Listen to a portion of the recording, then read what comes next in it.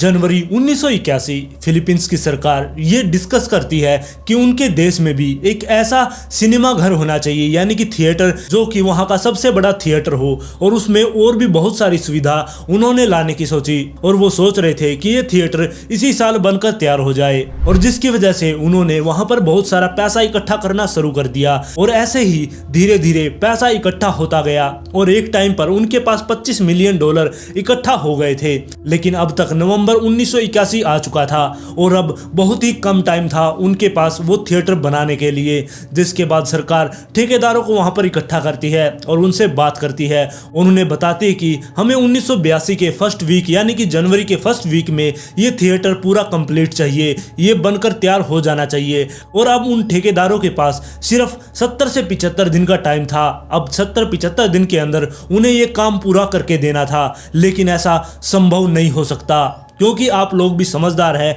जिस काम को करने के लिए बहुत सारा समय चाहिए, अब वो 70-75 दिन में कैसे पूरा होता। इसके बाद सरकार ने ठेकेदारों से कहा कि तुम जितना भी पैसा यहाँ पर लगाना चाहते हो, हम उतना पैसा देने के लिए तैयार है, लेकिन तुम्हें ये सारा का सारा काम 70 से 75 दिन के अंदर पूरा करना होगा। इसके बाद ठेकेदार वहाँ पर अपने काम पर लग जाते हैं। वो वहाँ पर 2000 मजदूरों को लगा देते हैं ताकि ये काम जल्दी से पूरा हो जाए। अब वो 2000 मजदूर वहाँ पर अपनी पूरी मेहनत से काम पर लगे हुए थे, लेकिन ठेकेदारों को अब भी ये लग रहा था कि ये जनवरी के फर्स्ट वीक तक ये थिएटर बनके तैयार नहीं होगा। जिसकी वजह से ठेकेदारों ने अब मजदूरों के ऊपर जाकर दबाव देना शुरू कर दिया और उनसे कहा कि अब यहाँ पर ना सिर्फ दिन में काम होगा, बल्कि रात में भी यहाँ पर पूरी रात काम चलेगा, यानी कि 24 घंटे यहाँ पर काम चलता रहेगा। जिसकी वजह से अब मजदूर वहां पर काम करने में लग गए थे। अब 2000 मजदूर वहां पर दिन रात काम कर रहे थे, लेकिन अभी भी ठेकेदारों को यह लग रहा था कि ये काम समय पर पूरा नहीं होगा। जिसके बाद उन्होंने मजदूरों की संख्या और बढ़ा दी। अब मजदूरों की संख्या 2000 से बढ़ाकर उन्होंने 4000 कर दी, जिसकी वजह से अब काम और भी तेजी से चलने लगा। और इस काम की स्पीड का अंदाजा आप इस बात से लगा सकते हैं, जिस लॉबी को तैयार करने में उन्हें 40 से 45 दिन लगते, वो काम उन्होंने सिर्फ 72 घंटों में कर दिखाया। और लॉबी बनाने के बाद वो फर्स्ट फ्लोर पर चले गए, वहां पर भी उन्होंने जल्दी से लेंटर लगाया। जिसके बाद वो सेकंड फ्लोर पर चले गए और इसके बाद उन्होंने सेकंड फ्लोर भी जल्दी से जल्दी कंप्लीट कर दिया। अब वो थर्ड फ्लोर पर पहुंच चुके थे। अब वहां पर वो अपना काम लगे हुए थे और तीसरे फ्लोर पर काम करते हुए 17 नवंबर 1981 का दिन भी आ गया। उस दिन रात के करीब 3 बजे वो अपना काम वगैरह कर रहे थे कि तभी सारे मजदूरों ने देखा कि वहां पर एक बहुत जोरदार धमाका हुआ, जिसे देखकर सारे मजदूर चौंक गए थे कि ये यहाँ पर क्या हो गया। अब सभी मजदूर इधर उधर भागने लगे और वहां पर मौजूद सभी मजदूरों ने जब देखा कि यहाँ पर हुआ गया है, तब उन्होंने देखा कि जो उन्होंने लेंटर लगाया था वो नीचे जा चुका है और उसके नीचे वाला लेंटर और भी नीचे जा चुका है। तो यहाँ पर हुआ क्या था, क्योंकि जब इन्होंने फर्स्ट फ्लोर बनाया उसका लेंटर लगाने के बाद इन्होंने इसको सूखने का टाइम नहीं दिया। जिसके बाद इन्होंने सेकंड फ्लोर का भी लेंटर लगा दिया और सेकंड फ्लोर के लेंटर लगाने के बाद ये तीसरे फ्लोर पर काम करने लगे। तीसरा फ्लोर पर ये जब काम कर रहे थे, अब जो सारा का सारा लेंटर था वो नीचे वाली दीवार पर बहुत ज्यादा जोर डाल रहा था। अब इतने सारे सरिये और सीमेंट का वो वजन नहीं झेल सकती थी और वहां पर सीमेंट और सरियों का वजन तो था ही, साथ में 4000 मजदूरों का भी वजन वो झेल रही थी। जिसकी वजह से वो सेकंड फ्लोर का लेंटर टूट जाता है और वो सेकंड फ्लोर से फर्स्ट फ्लोर पर आ जाता है और फर्स्ट फ्लोर के लेंटर को भी तोड़कर वो नीचे पहुंच जाता है। जिसकी वजह से बहुत सारे मजदूर उसके नीचे दब गए और इसके बाद वहां पर चीख पुकार मच जाती है। जिसके बाद जो मजदूर वहां पर नीचे दब गए थे वो वहां पर अपने दोस्तों को बुलाने लगते हैं मदद के लिए। जिसके बाद जो वहां के मजदूर थे वो भागकर उनकी मदद करने के लिए उनके पास आते हैं, लेकिन तब तक बहुत सारे मजदूर अपनी जान गंवा चुके थे। बाकी जो मजदूर वहां पर बचे हुए थे, जिनके हाथ पैर उस मलबे के नीचे दबे हुए थे, वो उन्हें बाहर निकालने की गुहार लगा रहे थे। जिसके बाद जो मजदूर थे वो उनको बाहर निकालने का वहां पर काम स्टार्ट कर देते हैं। बहुत सारे मजदूरों को वहां से बाहर निकाल लिया जाता है और इस हादसे के बाद जो मजदूर थे उन्होंने ठेकेदार के पास फोन कर दिया और उनको ये सारी बातें बताई कि यहाँ पर कितना बड़ा हादसा हो गया और उन्हें जल्द से जल्द बहुत सारी एम्बुलेंस की जरूरत है। और ठेकेदार को जब इस बात के बारे में पता चला, उसने सीधा ही सरकार के पास फोन कर दिया और सरकार से बात की और उनको इस हादसे के बारे में बताया। लेकिन सरकार ने यहाँ पर एम्बुलेंस भेजने की बजाय यहाँ पर आर्मी को भेज दिया।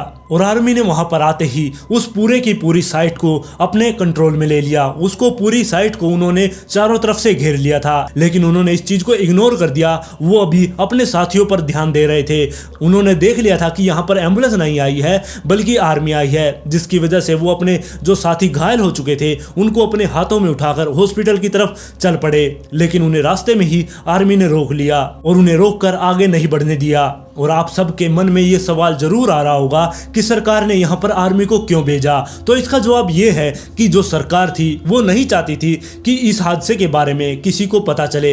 अगर यहाँ पर बहुत सारी एम्बुलेंस भेजी जाती है और उन मजदूरों को यहाँ से बाहर निकाला जाता है तो वो सीधा हॉस्पिटल में जाएंगे और वहाँ पर न्यूज़ रिपोर्टर पहुँच जाएंगे, जिसके बाद ये पूरी की पूरी न्यूज़ बाहर मीडिया में आ जाएगी और चारों तरफ उनके देश की थू थू होने लगेगी, जिसकी वजह से सरकार इस चीज़ को बाहर नहीं आने देना चाहती थी। इसलिए उन्होंने यहाँ पर आर्मी को भेजा और उस आर्मी ने इस पूरी जगह को अपने कंट्रोल में ले लिया था। आर्मी ने तो उन्हें वहां पर रोक लिया था, लेकिन वो सारे के सारे मजदूर जिनको चोट लगी थी वो दर्द से वहां पर करहा रहे थे, लेकिन उनकी कोई भी सुनने वाला नहीं था। जिसके बाद जो वहां के ठेकेदार थे उनको सरकार ने अपने अपने घर भेज दिया और बाकी बाद में जो वहां के आला अधिकारी थे वो वहां पर 8-9 घंटे बाद उस जगह पर पहुंचते हैं, जिसके बाद वो उस जगह का आकर मुआयना करते हैं और वो आर्मी को आदेश देते हैं कि जो भी इस कंक्रीट के नीचे जितने भी मजदूर फंसे हैं उनको बाहर निकाला जाए। जिसके बाद आर्मी और वो मजदूर मिलकर वहां से नीचे से मजदूरों को निकालना शुरू कर देते हैं। उस मलबे के नीचे से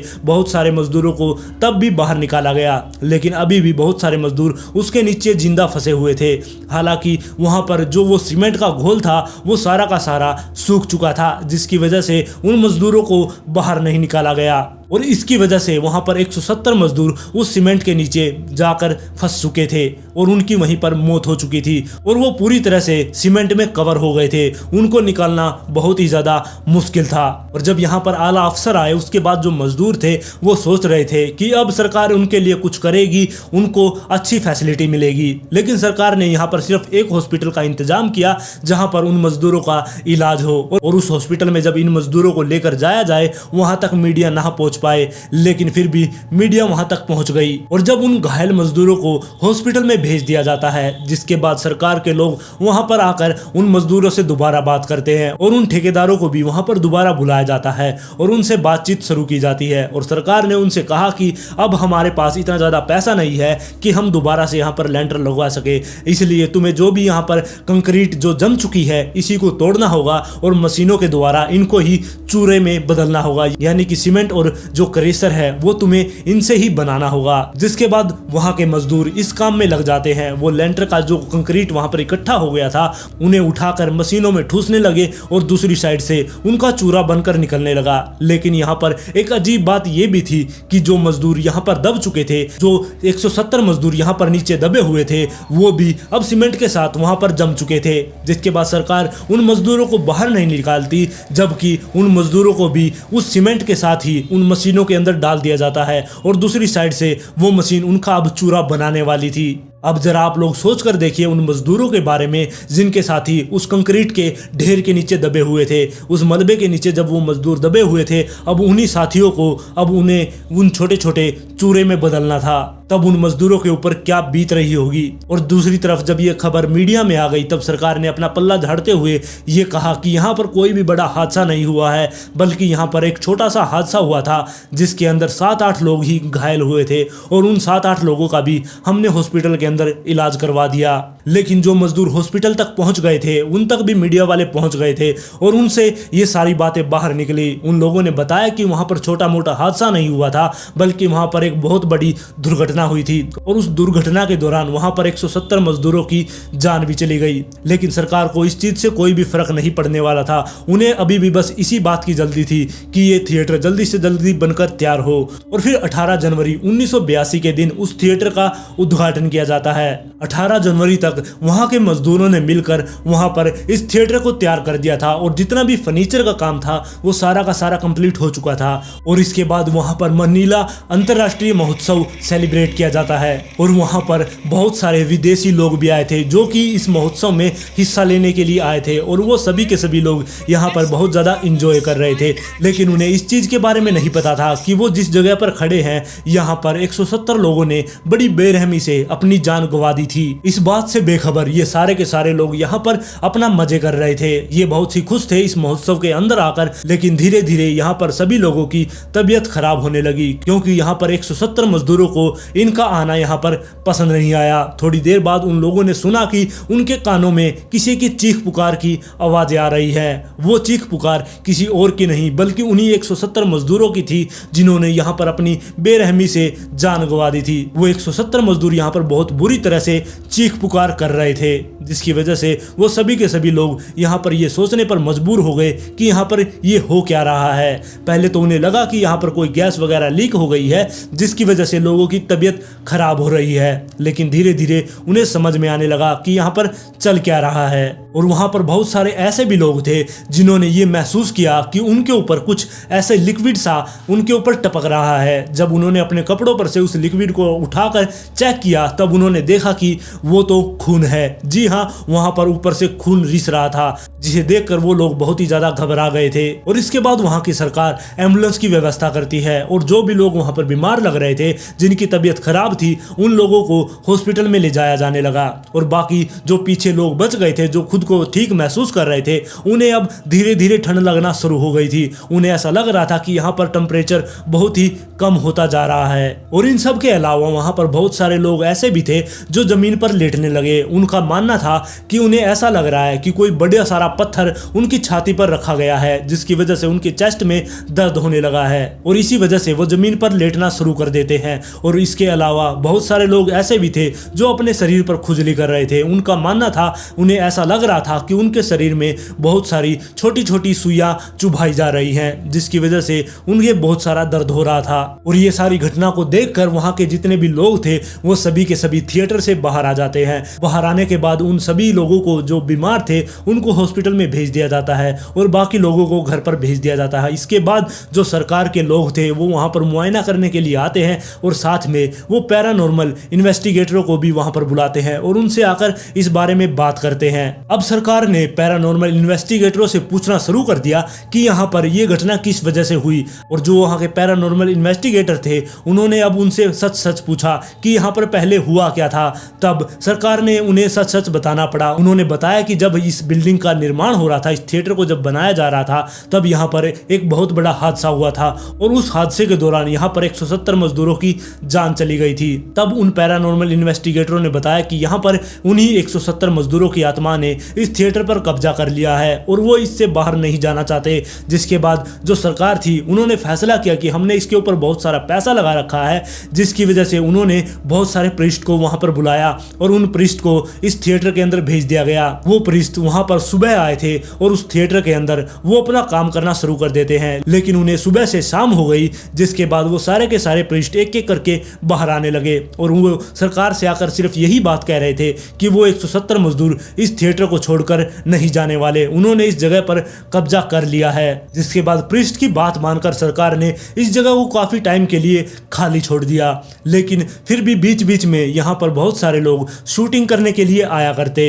लेकिन वहां पर जब भी शूटिंग हुआ करती उन सभी लोगों ने यही दावा किया कि जब भी हम यहाँ पर शूटिंग किया करते तब हमें ये महसूस हुआ करता कि हम यहाँ पर अकेले नहीं हैं, हमारे साथ यहाँ पर बहुत सारे लोग हैं जो हमें देख रहे हैं। बल्कि जो इस शूटिंग के अंदर एक्टर काम किया करते उन्होंने भी ये दावा किया कि यहाँ पर हमने स्टेज के ऊपर किसी महिला को चलते हुए देखा और जब हम उस महिला का पीछा करते हुए उस कमरे तक पहुंचा करते जिस कमरे के अंदर वो महिला गई है, वहां पर हमें कोई भी नहीं मिला करता। और इसी तरीके से ये जगह बहुत सारे लोगों को ऐसे ही डराती रहती है और इस जगह को बीच बीच में ऐसे ही खाली छोड़ दिया जाया करता। और जब इस बिल्डिंग को काफी समय से खाली छोड़ दिया गया, जब यहाँ पर कोई भी नहीं आया करता, उस टाइम पर बहुत सारे लड़कों और लड़कियों का ग्रुप यहाँ पर आ घुसता है। वो ग्रुप ऐसी जगहों पर जाना पसंद किया करता जहाँ पर कोई भी नहीं आता। वहां से वो ऐसी कोई कीमती चीज ढूंढा करते जो उन्हें पैसा दे सके। वो वहां से कुछ कीमती चीज उठा लाया करते और मार्केट में जाकर उसे बेच दिया करते। इसी इरादे से वो इस थिएटर के अंदर भी घुसे थे। वो सोच रहे थे कि उन्हें यहाँ पर कोई ना कोई कीमती चीज जरूर मिलेगी, जिसकी वजह से वो इस बिल्डिंग के बहुत अंदर तक चले जाते हैं। और जब वो काफी अंदर उस बिल्डिंग के पहुंच गए थे तब उन्हें महसूस हुआ कि उन्हें यहाँ पर ठंड लगना शुरू हो गई थी। वहां पर टेम्परेचर गिरता जा रहा था, जिसके बाद उन्हें वहां पर बहुत सारी चीख पुकार की आवाजें भी आने लगी। अब उन्हें वहां पर सेफ फील नहीं हो रहा था, जिसके बाद वो वापस मुड़ते हैं और उस बिल्डिंग से बाहर निकलने की कोशिश करते हैं। और जब वो सारे के सारे लोग बिल्डिंग से बाहर आने लगे, तभी जो उनके पीछे एक लड़का चल रहा था वो वहां पर चिल्लाना शुरू कर देता है। और तभी वो सारे के सारे लड़का लड़की उसकी तरफ देखने लगते कि वो वहां पर चिल्ला क्यों रहा है। लेकिन जब उन्होंने पीछे मुड़कर देखा कि उसका पैर कहीं पर फंसा हुआ है, और जब सभी लोगों की नजर नीचे की तरफ गई, वो देखकर नजारा उनकी हालत खराब हो गई, क्योंकि उन्होंने देखा कि जमीन में से बहुत सारे हाथ बाहर को निकले हुए हैं और वो सारे के सारे हाथ बहुत ही ज्यादा जख्मी हैं और उन्हीं हाथों ने उस लड़के के पैर को पकड़ा हुआ था। और ये सारी चीज देखकर वो सभी के सभी लोग वहां पर चिल्लाना शुरू कर देते हैं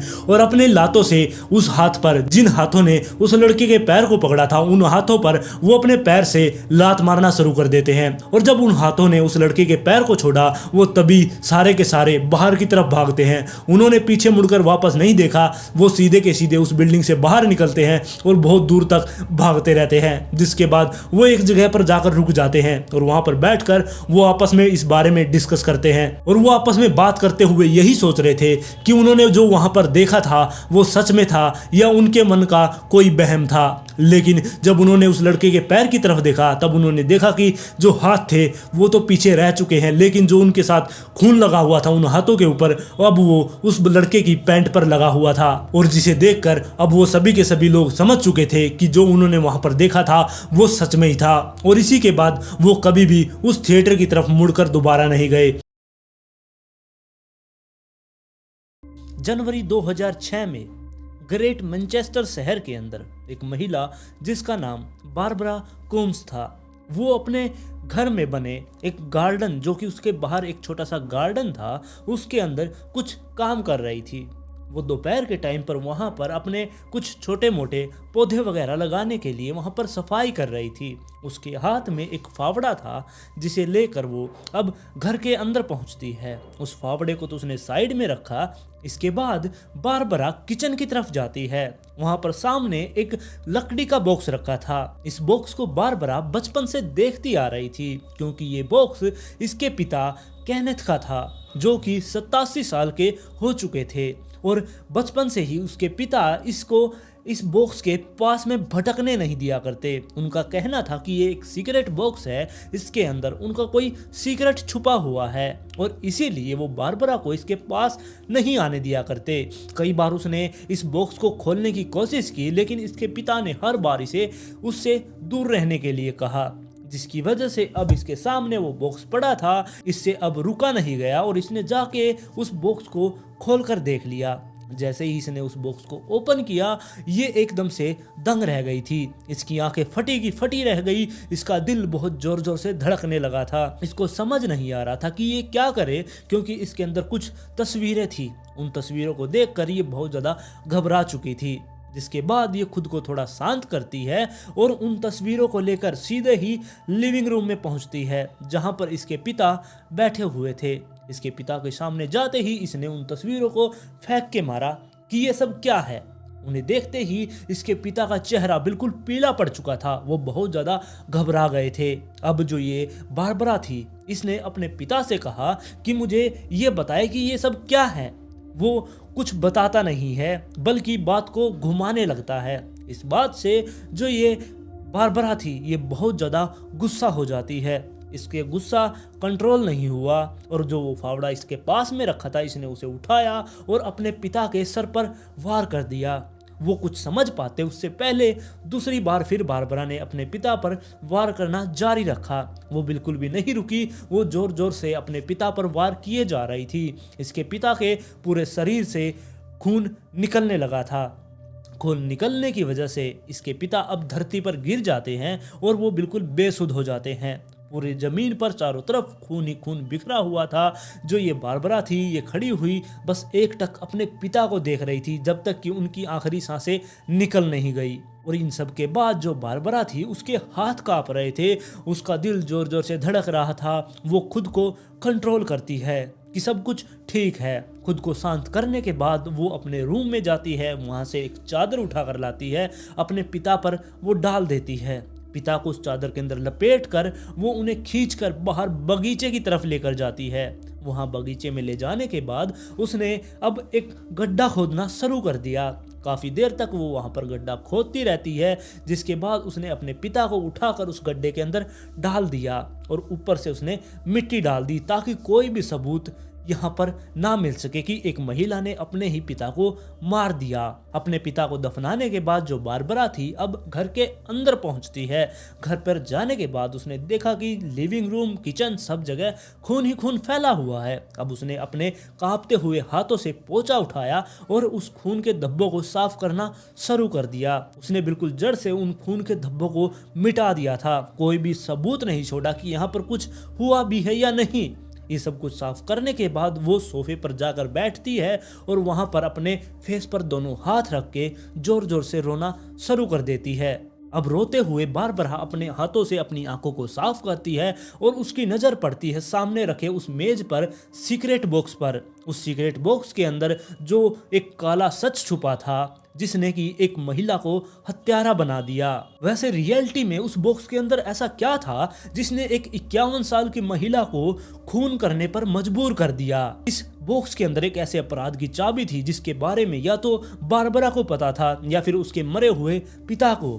खैर, जो ये केनेथ था ये एक बहुत अच्छा व्यक्ति था। लोगों की नजरों में इसकी बहुत ज्यादा इज्जत थी क्योंकि ये एक सोल्जर था और दूसरे विश्व युद्ध के दौरान इसने बढ़ चढ़कर लड़ाई में हिस्सा लिया था और बहुत सारे मेडल इसके नाम भी थे, जिसकी वजह से लोग इसे बहुत ज्यादा पसंद किया करते। इसकी बात भी लोग माना करते। इसके दोस्त ही नहीं बल्कि आस पड़ोस के लोग भी इसे एक बहुत अच्छा इंसान माना करते। सबका यही कहना था कि इतनी उम्र होने के बावजूद भी वो लोगों की मदद करने से पीछे नहीं हटते। किसी को भी अगर मदद की जरूरत होती है तो वो उनकी मदद जरूर करते हैं। और अब केनेथ की मौत के बाद जो बारबरा थी उसने बाहर आकर सब लोगों से कह दिया कि मेरे पिता की हार्ट अटैक से मौत हो गई और हमने उनका कोई भी अंतिम संस्कार नहीं किया, ऐसा कोई भी समारोह नहीं होगा, हमने उनको दफना दिया है। ये बात सुनकर जितने भी लोग थे इनके आस पड़ोस के, उन्हें बहुत बड़ा झटका लगा क्योंकि उनका मानना था कि जो इतने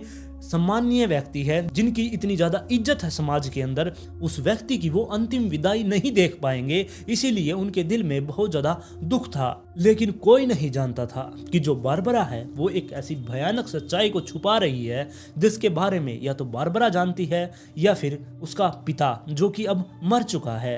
केनेथ कूम्स एक ऐसा व्यक्ति था जिसे लोग बहुत ज्यादा अच्छा व्यक्ति माना करते। उसकी समाज के अंदर बहुत ज्यादा रिस्पेक्ट थी, लेकिन वो इन सब चीजों का हकदार नहीं था क्योंकि वो एक राक्षस था। जी हाँ, आप लोगों ने सही सुना, वो एक राक्षस था क्योंकि बारबरा को पता था कि उसके पिता रिस्पेक्ट के काबिल नहीं है, उन्हें इज्जत नहीं देनी चाहिए क्योंकि समाज के अंदर जो लोग भी उसकी इज्जत करते थे वो बस उनको डरा कर रखा करता। वो सब लोगों के ऊपर अपना कंट्रोल चाहा करता कि ये सारे के सारे लोग मेरे अंडर काम करे, जो भी मैं इनको कह दूं ये बस वही करे। ऐसा उसका स्वभाव था। और तो और वो लोगों को नीचा दिखाने में भी उसे बहुत ज्यादा मजा आया करता। और इन्हीं सभी चीजों की वजह से जो केनेथ का परिवार था उनको उसकी हर एक बात माननी पड़ा करती। इसमें बारबरा भी शामिल थी। वो भी अपने पिता की हर एक बात माना करती, चाहे वो ठीक हो या फिर गलत। लेकिन उसके पिता ने जो कह दिया वही पत्थर की लकीर है, उनको मानना ही होगा।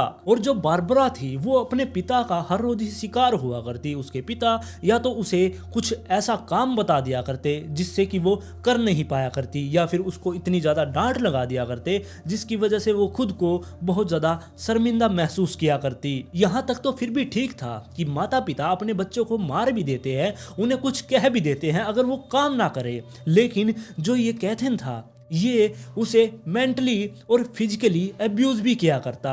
ये सिर्फ इसे अपनी बेटी नहीं माना करता बल्कि अपनी इच्छा पूरी करने का एक साधन माना करता। और इन्हीं सभी चीजों की वजह से जो ये बारबरा थी बचपन से ही अपने पिता का शिकार होती आ रही थी और इस चीज के नीचे ये दबी हुई थी। लेकिन इसकी बोलने की हिम्मत नहीं हुआ करती। काफी सालों तक इसने ये सब कुछ सहन किया फिर एक दिन जो ये कैथन था, ये अपनी बेटी यानी कि बारबरा को अपने साथ एक फोटोग्राफी क्लब के अंदर लेकर जाता है।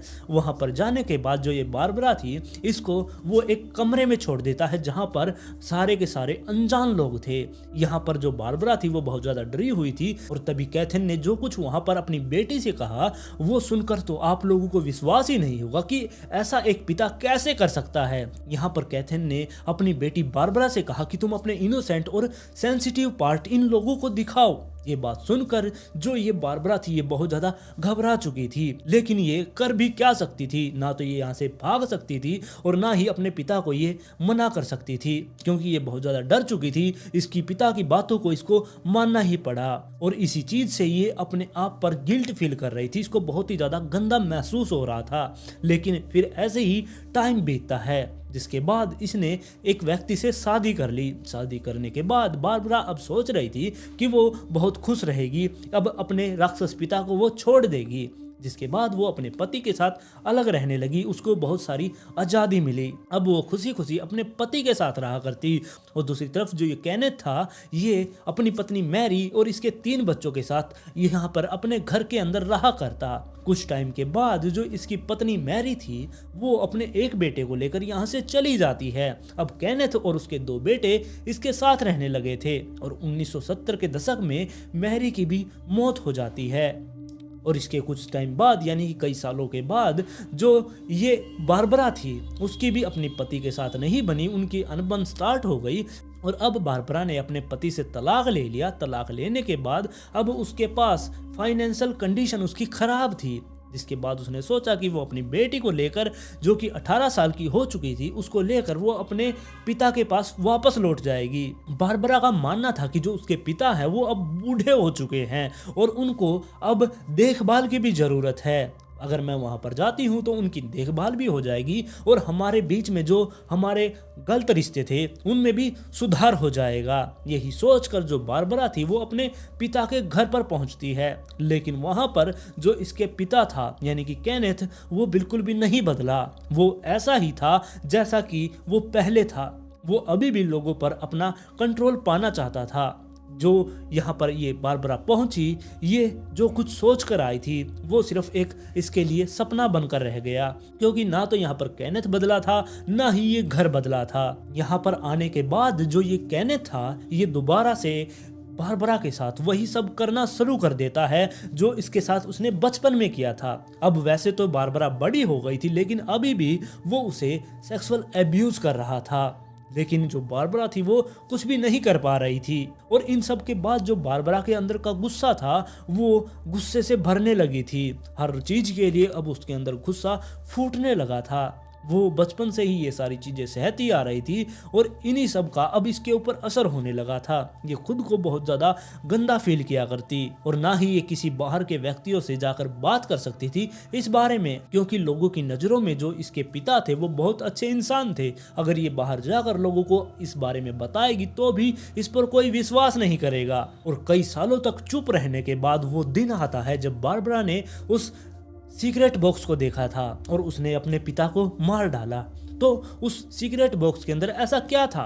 उस सीक्रेट बॉक्स के अंदर जो बारबरा थी उसने फोटोज देखी थी और वो फोटोज किसी और की नहीं बल्कि बारबरा की थी और उसके साथ बहुत सारे बच्चों की आपत्तिजनक फोटोज थी। उन फोटोज को देखकर बारबरा के बचपन से जो गुस्सा उसके अंदर दबा पड़ा था वो एकदम से फूट आया और उसने अपने पिता की हत्या कर दी। और फिर उसी रात को जो बारबरा की बेटी थी 18 साल की एशले, वो भी अब घर पर आ चुकी थी। वो घर पर आई, उसे चारों तरफ एकदम से शांति सी महसूस हुई। उसको अपने ग्रैंडफादर की आवाज नहीं आ रही थी। उसने अपनी माँ से जाकर पूछा कि ग्रैंडफादर कहाँ हैं। उसने कह दिया कि उनकी तो मौत हो गई है, उनको हार्ट अटैक आया था, उनकी मौत हो गई और हमने उनका अंतिम संस्कार भी कर दिया है। इसके बाद जो एशले थी वो अपनी माँ से बार बार पूछे जा रही थी कि यहाँ पर सब कुछ क्या हुआ, मुझे डिटेल में बताएं। लेकिन जो ये बारबरा थी ये झूठ मूठ की कहानी बनाकर उसे सुना देती है और उससे नजरें नहीं मिलाती बल्कि उससे दूर दूर वो रहने लगती है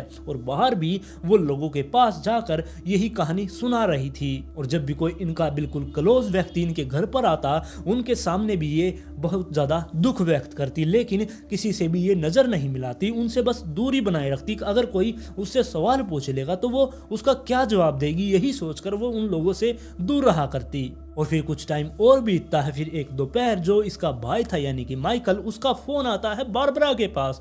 उसने फोन उठाकर बहुत हंसी खुशी आपस में बात की, जिसके बाद माइकल ने पूछा कि पिताजी कैसे हैं। ये बात सुनते ही जो बारबरा थी वो थोड़ी सी घबराई और उसको कुछ समझ नहीं आया। तभी वो फूट फूट कर रोने लगी और माइकल से उसने कहा कि पिताजी की तो अचानक से मौत हो गई, उनको हार्ट अटैक आ गया, उनको बाहर रख भी नहीं सकते थे, इसलिए हमने जल्दी से उनका अंतिम संस्कार कर दिया। ये बात सुनकर माइकल को पहले तो थोड़ा अजीब लगा, लेकिन फिर उनको अपनी बहन की बातों पर यकीन आ गया कि जो कुछ वो कह रही हैं वो ठीक ही कह रही होंगी। उसने अपने पिता के लिए ही ये सब किया होगा। और फिर जो ये केनेथ था, इसकी कहानी फीकी पड़ने लगी। लोग इसके बारे में भूलते जाने लगे, इसके बारे में बिल्कुल भुला दिया गया कि केनेथ नाम का कोई व्यक्ति भी था। अब जो ये बारबरा थी, ये इस घर को बेचकर अपनी बेटी को लेकर कहीं और चली जाती है रहने के लिए। इसने जो वो केनेथन था, इसके जाली सिग्नेचर भी सीख लिए थे क्योंकि ये उसकी पेंशन हड़पना चाहती थी। इसने अपने पिता की पेंशन लेने के लिए जाली सिग्नेचर सीख लिए और उनका ये कई सालों तक लाभ भी उठाती है। और फिर ऐसे ही टाइम बीतता है। दिसंबर 2017 का टाइम आ चुका था और जिसको बारबरा ने अपना घर बेचा था, वो व्यक्ति अपने घर की सफाई करना चाहता था। घर पर वो सफाई वगैरह कर कर अब बाहर बागीचे की तरफ आता है। बागीचे में आने के बाद उसने देखा वहां पर बहुत सारे पेड़ पौधे उगे हुए हैं, बहुत सारी गंदी गंदी घास है। उन सबको वो साफ करने लगता है। सब चीज़ों को वो साफ करता जा रहा था कि तभी उसकी नज़र एक पेड़ पर जाती है जो कि सूख चुका था। वो इस हरे भरे गार्डन के अंदर अच्छा नहीं लग रहा था, जिसके बाद वो एक फावड़ा उठाता है, उस पेड़ को जड़ से निकालना शुरू कर देता है। धीरे धीरे वो खोदे जा रहा था और काफ़ी गहराई तक वो नीचे तक पहुंच गया। जैसे ही वो नीचे गया, उसका जो फावड़ा था वो किसी चीज़ से टकराया। उसे देखकर थोड़ा सा वो घबराया, लेकिन उसके मन में ये जिज्ञासा पैदा हुई कि ये चीज़ क्या है जिससे कि ये फावड़ा टकराया। वो अब खोदता जा रहा था। खोदने के दौरान अब नीचे से बहुत गंदी बदबू आनी स्टार्ट हो गई। अब तो इसके मन में और ज़्यादा जिज्ञासा उठी कि ये बदबू किस चीज़ की हो सकती है। वो खोदते खोदते बिल्कुल अब नीचे तक पहुंचा, जहां पर एक कपड़ा निकलता है। उस कपड़े को जब हटाया गया तो वहां पर एक कंकाल था पीले रंग का, और साथ में उसके अंदर मांस के छोटे छोटे टुकड़े थे जिसके ऊपर बहुत सारे कीड़े चल रहे थे। वैसे तो ये कंकाल ही था, छोटा मोटा थोड़ा बहुत मांस यहाँ पर बचा हुआ था जिन पर ये कीड़े लगे हुए थे। एक खोपड़ी जो कि साइड में आकर पड़ी, जिसे देखकर ये व्यक्ति एकदम से दंग रह गया और ये पीछे की साइड गिर गया। इसने तुरंत उठकर पुलिस के पास फोन किया। फोन करने के तुरंत बाद पुलिस वाले यहाँ पर आते हैं, फोरेंसिक टीम भी पहुंचती है। उन्होंने आकर इस व्यक्ति को, जो कि ये कंकाल था, इसको बाहर निकाला। इसको उठाकर वो लैब के अंदर लेकर गए। इसके डीएनए टेस्ट किए गए, जिससे पता चला कि ये तो डेड बॉडी केनेथ की थी और इसको मारकर यहाँ पर किसने दफनाया होगा, ये बात अब पता लगानी थी, क्योंकि 12 साल हो चुके थे इस घर को बेचे हुए। अब पहला शक तो इस व्यक्ति पर ही गया था। पुलिस वालों ने अब इस व्यक्ति से पूछताछ की, इसके घर की पूरी तरीके से छानबीन की, लेकिन जब इस पर कोई भी शक नहीं हुआ तो इसे छोड़ दिया गया। अब पुलिस वाले इस जानकारी को जुटाने में लग गए कि केनेथ को किसने मारा होगा। लेकिन दूसरी तरफ जो बारबरा थी, 7 जनवरी 2018 को वो खुद ही पुलिस स्टेशन में पहुंच गई। उसके चेहरे पर एक छोटी सी स्माइल थी। वो जाकर वहां पर बैठती है। उसने अपना नाम बताया, अपनी डेट ऑफ बर्थ बताई। उसने कहा कि जो केनेथ था मेरा पिता था और मैंने ही उसको मारा है। ये बात सुनकर सभी पुलिस वाले दंग रह गए कि एक बेटी ने अपने पिता को क्यों मारा। पुलिस वाले उससे कुछ पूछ पाते उससे पहले ही बारबरा बताती जा रही थी कि उसने ऐसा क्यों किया। उसने अपनी सारी बचपन से लेके आज तक की सारी कहानी उनको सुना दी कि कैसे उसका पिता उसको तंग किया करता, उसके साथ सेक्सुअल एब्यूज किया करता, उसको मारा पीटा करता और बचपन से वो उनके टॉर्चर को सहन करती आ रही थी। और एक दिन उसके अंदर का गुस्सा फूट पड़ा और उसने अपने पिता को मार डाला। पुलिस वालों को अभी भी समझ नहीं आ रहा था कि ये मासूम से चेहरे वाली महिला जो कि यहाँ पर बैठी है, एक सिंगल मदर है, इसके पेट में भी कैंसर है और ये ऐसी बात कर रही है इसने अपने खुद के पिता को मार डाला। बारबरा ने ये भी बताया कि मैंने अपने भाई माइकल को भी झूठ बोला है कि मेरे पिता की हार्ट अटैक से मौत हो गई है, बल्कि उसको मैंने ही मारा है। और साथ में उसने ये भी बताया कि मैंने अपने पिता के 10 साल तक जाली सिग्नेचर किए उनकी पेंशन को लेने के लिए। इसके बाद जो बारबरा थी इसको अदालत में पेश किया गया। वहां पर इसकी कहानी सुनकर सभी लोग चौंक चुके थे, सब लोगों को इससे हमदर्दी भी हो रही थी। लेकिन जो इसने कानून अपने हाथ में लिया उसकी तो इसको सजा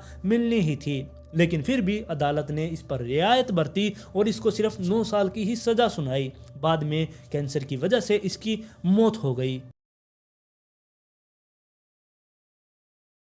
तारीख थी 12 जून 2009 की सुबह। जापान के मायारा शहर के माउंट इचियारी के पास एक पार्किंग बनाई गई थी। उस पार्किंग के पास बहुत बड़े बड़े 4 मेन होल भी थे।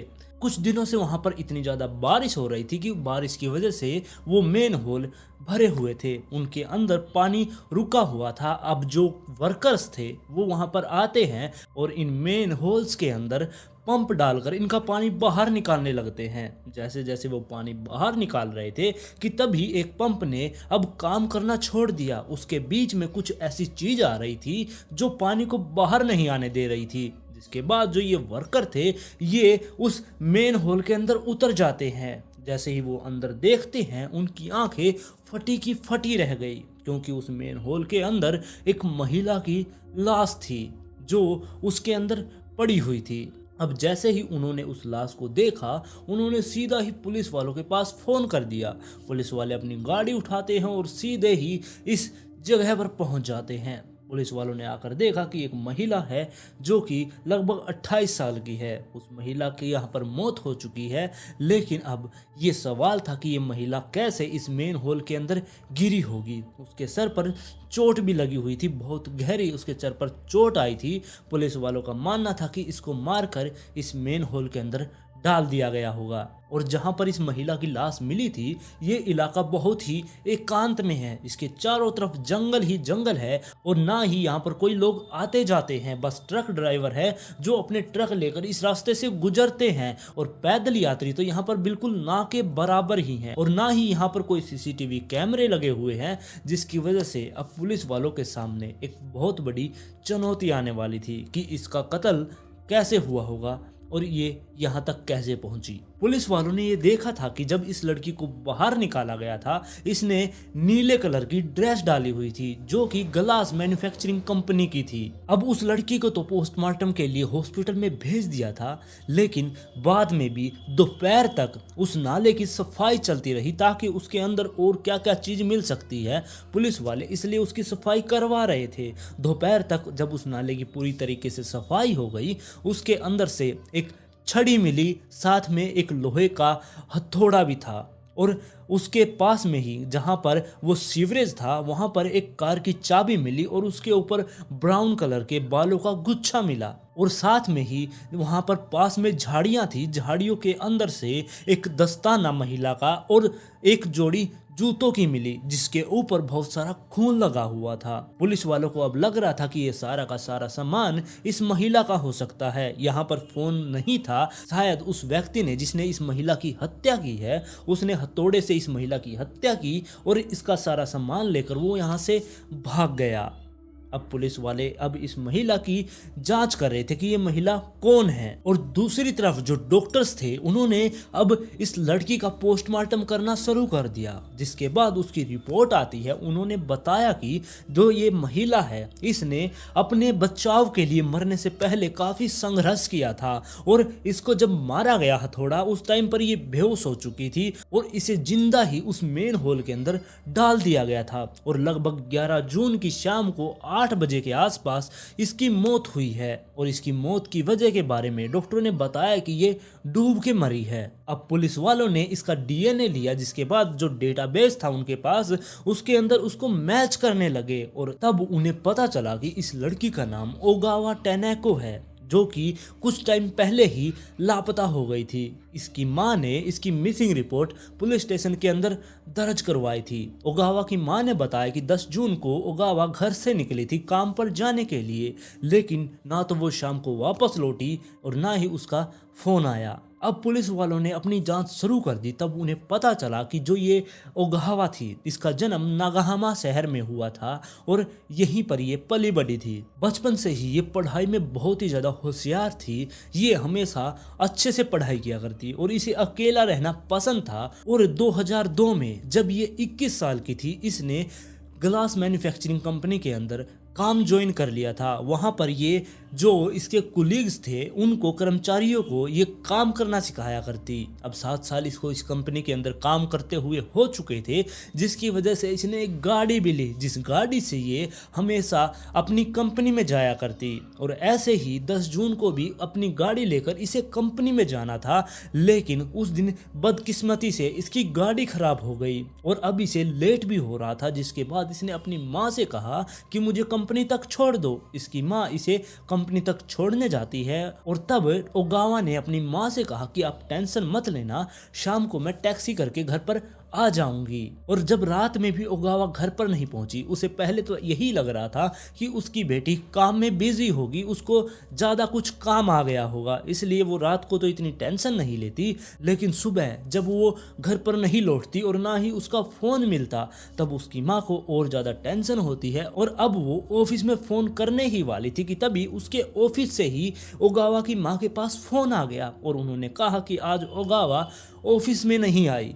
ये बात सुनते ही उसकी माँ बहुत ज़्यादा चौंक गई कि ऐसा कैसे हो सकता है, वो तो कल से ही ऑफिस में है। अब ये बात सुनने के बाद उसने फ़ोन काटा। वो तुरंत पुलिस वालों के पास गई, उसने पुलिस में रिपोर्ट लिखवाई। रिपोर्ट लिखवाने के एक दिन बाद अब 12 जून को उस ओगावा की लाश उस मेन होल से मिल चुकी थी। जिसके बाद अब पुलिस ओगावा की माँ के पास जाते हैं और वहाँ पर जाकर उसको सब कुछ सच सच बता देते हैं कि आपकी बेटी की लाश हमें मेन होल से मिली है। ये बात सुनते ही वो बिल्कुल टूट जाती है, वो वहाँ पर रोने लगती है।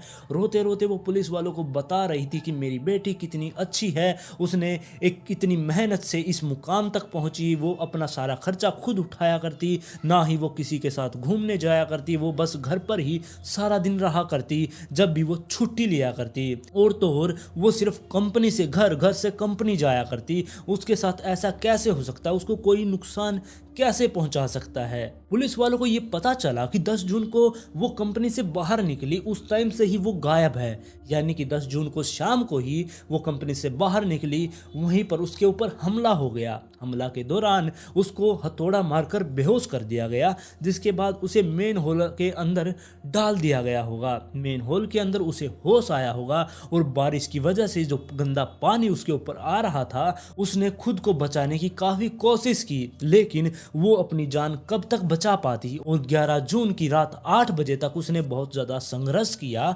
जिसके बाद पानी इतना ज्यादा फ्लो में आया कि उसकी मौत हो गई और 12 जून को उसकी डेड बॉडी पुलिस वालों को मिल चुकी थी। इसके बाद पुलिस वाले इकट्ठा होकर सीधे ही ग्लास मैन्युफैक्चरिंग कंपनी में पहुंच जाते हैं, जहां पर ये ओगावा काम किया करती। वहां के डायरेक्टर ने बताया कि जो ये ओगावा थी, ये बहुत अच्छी थी काम करने में, ये लोगों की मदद भी किया करती। यहाँ पर जितने भी इससे काम सीखा करते उनको बहुत अच्छे से ये काम सिखाया करती और ना ही ये कभी छुट्टी लिया करती। अगर इसको काम हुआ करता तब ही ये छुट्टी लेकर वहां से जाया करती। अब 11 जून को जब वो ऑफिस में नहीं पहुंची, तब हमें लगा कि उसके साथ जरूर कुछ गड़बड़ हुई है, क्योंकि बिना छुट्टी लिए वो ऐसे छुट्टी नहीं मारा करती। और इसी दौरान कंपनी के अंदर एक महिला और सामने आती है, जिसने बताया कि मैंने 10 जून को शाम के टाइम पर ओगावा से कहा था कि आप दोनों बाहर चलते हैं, लेकिन उसने मना कर दिया। वो उसकी बातों का कोई अच्छे से रिस्पॉन्स नहीं दे रही थी, वो बस फोन में लगी हुई थी। ऐसा लग रहा था कि वो किसी के मैसेज का वेट कर रही है, इसलिए मैंने उस पर ज्यादा दबाव भी नहीं दिया अपने साथ जाने के लिए। शायद वो किसी खास पर्सन का वहां पर वेट कर रही थी। और पुलिस वालों के पास ओगावा का फोन भी नहीं था, वरना ये फोन के अंदर ये चेक कर लेते कि किसके वो मैसेज का वेट कर रही थी। इसके बाद अब पुलिस वालों ने सीसीटीवी फुटेज को वहां पर खंगालना शुरू किया। अब सीसीटीवी फुटेज के अंदर ये देखा जा रहा था कि जो ये ओगावा थी, ये बहुत ही ज्यादा टेंशन में लग रही थी और शाम के टाइम पर ये अकेले ही कंपनी से बाहर निकल गई। उसके बाद उसके बारे में कुछ भी पता नहीं चला कि वो कहाँ पर गई होगी। और दूसरी तरफ जो ओगावा की माँ थी, उसने अब एक और इन्फॉर्मेशन देने के लिए पुलिस वालों के पास फ़ोन किया। उसने बताया कि जिस दिन मेरी बेटी गायब हुई थी उसके बारे में जानने के लिए मैंने उसकी सबसे अच्छे दोस्त नामी के पास फ़ोन किया था। जैसे ही मैंने नामी के पास फ़ोन किया उसके बारे में पूछने के लिए, तभी नामी ने बताया कि मैंने आपसे पहले ही उस ओगावा के पास फ़ोन किया था, लेकिन ओगावा का फ़ोन किसी व्यक्ति के पास था। जैसे ही उसने फ़ोन उठाया, वो फ़ोन उठाते ही कुछ अजीब सी बातें बोल रहा था। मुझे ऐसे लगा कि रॉन्ग नंबर लग गया है, जिसके बाद मैंने फ़ोन काट दिया। लेकिन जब ध्यान से देखा तो वो नंबर उसी का था, यानी कि ओगावा का ही वो नंबर था। लेकिन उस पर वो आदमी कौन था? ओगावा की माँ को तो यही लग रहा था कि उसकी बेटी किसी के साथ रिलेशनशिप में नहीं रहती, वो हमेशा से अकेली रही है, तो शायद नामी से गलत नंबर मिला होगा। अब पुलिस वाले सीधे ही नामी से कांटेक्ट करते हैं, उससे बातचीत करते हैं। तब नामी ने सब कुछ पुलिस वालों को दोबारा से बताया कि उसके साथ क्या कुछ हुआ था। 11 जून को जब ओगावा गायब हुई थी, मैंने उसके पास फ़ोन किया। उस टाइम पर जो दूसरी तरफ व्यक्ति था उसने फ़ोन उठाया। मैंने उससे पूछा कि आप ओगावा को जानते हैं तो वो है कहाँ पे, इसके बारे में मुझे बताएं। तब उस आदमी ने बड़े गुस्से में ये कह दिया कि मैं मीटिंग में हूँ, और यह कहकर उसने फ़ोन काट दिया। अब ये नहीं पता कि वो व्यक्ति कौन था। अब पुलिस वालों का यही मानना था कि जो ओगावा थी वो रिलेशनशिप में थी किसी व्यक्ति के साथ, लेकिन वो किसी को शो नहीं होने दे रही थी। वो अपने रिलेशनशिप को छुपा कर रखा करती। और पुलिस वालों ने जब इसके बारे में और ज़्यादा जांच की, तब उन्हें पता चला कि एक व्यक्ति जिसका नाम मारितो बेंजो है, उसके साथ इसका चक्कर चल रहा था। उसके साथ ये छुप कर रिलेशनशिप में थी। और जो ये मारितो था, ये उसी ग्लास मैन्युफैक्चरिंग कंपनी में काम किया करता जहां पर ओगावा भी काम किया करती। ये दोनों इकट्ठे एक ही कंपनी के अंदर काम किया करते, जिसकी वजह से पुलिस वालों को इसके ऊपर और भी ज्यादा शक हो रहा था। अब पुलिस वाले चुपचाप इसके आसपास के पड़ोसियों से जाकर पूछताछ करते हैं। तब उन्हें पता चला कि जो ये मारितो है, ये ओगावा से 12 साल बड़ा था और इसकी शादी भी हो चुकी है, इसके 2 बच्चे भी हैं।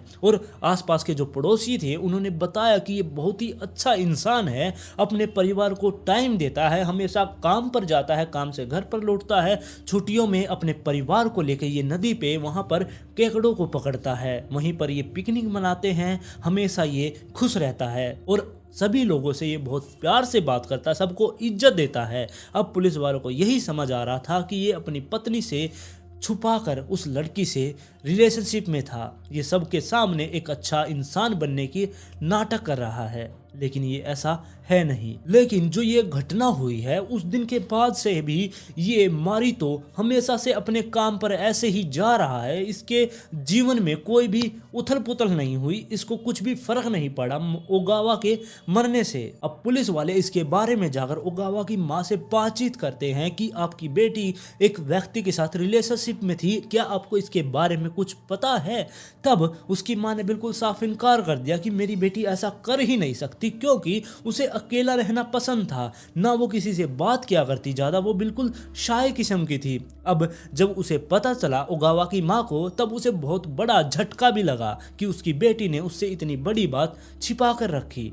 जिसके बाद जो ये पुलिस वाले थे और जानकारी इकट्ठा करने के लिए दोबारा से उसी गिलास मैन्युफैक्चरिंग कंपनी में जाते हैं। और अब कंपनी के अंदर एक और कर्मचारी सामने निकल कर आता है, जिसने पुलिस वालों को ये बताया कि हमेशा से जो ये मारितो था और जो ये ओगावा थी, ये दोनों हमेशा अकेले साथ में काम किया करते। ये इनका एक दूसरे की तरफ ये क्लोज होते जा रहे थे, ये हमेशा साथ में काम किया करते, छुट्टी के टाइम भी ये साथ में ही घर जाया करते। लेकिन सब लोग ऐसा ही मान रहे थे कि वर्करों की आपस में कुलीग्स के साथ ऐसे बॉन्डिंग अच्छी हो जाती है, अच्छे रिश्ते बन जाते हैं। लेकिन धीरे धीरे ये अफवाह फैलने लगी कि ये दोनों रिलेशनशिप में हैं। और फिर एक उदाहरण भी दिया। उन्होंने बताया कि एक दिन जब ये कंपनी से दोनों बाहर जा रहे थे, एक दूसरे का हाथ थामे हुए थे, जैसे कि कोई कपल वहां से जा रहा है। और जब से ओगावा की मौत हुई है तब से जो ये मोरितो है ऐसा लग रहा है जैसे इसको कुछ भी फर्क नहीं पड़ा उसकी मौत से, ये बिल्कुल नॉर्मल बिहेव कर रहा है। शायद